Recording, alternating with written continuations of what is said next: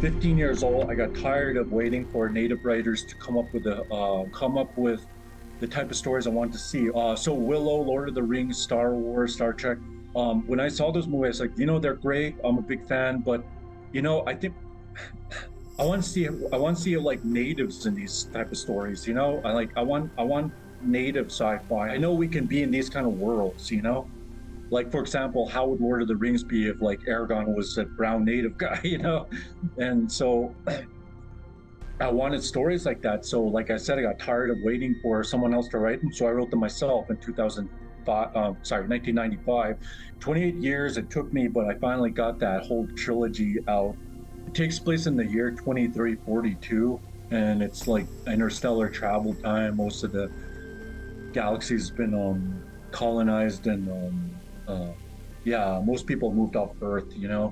Uh, and Max is on a distant mining planet, mostly for his girlfriend Alexandra Parks. She's working for a mining company.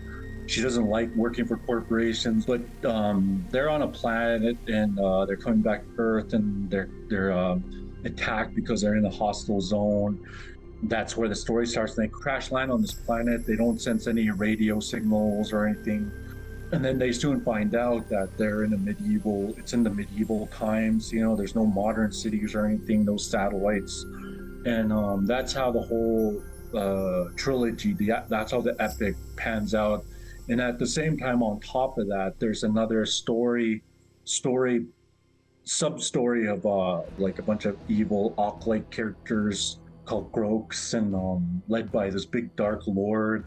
All those sci-fi movies I loved as a kid, they all just inspired one after another these scenes. And this big epic, just turned into a big epic. And Max, he's based on a bunch of guys I know, me included. Yeah, I'm in him a little bit, but he's a conglomeration of a lot of like traits of a lot of native guys that I admire. He's just your typical quiet native guy. Like, I just threw him in a fantasy story, and I imagined how native guys I know would react. Like most native guys, like how would they act if they were with a bunch of elves? If they were trying to fight a troll or something, how would they act? And it was really, really fascinating writing his story. Alex is based on a bunch of native women I admire, and native women and non-native women. I put them all together with her.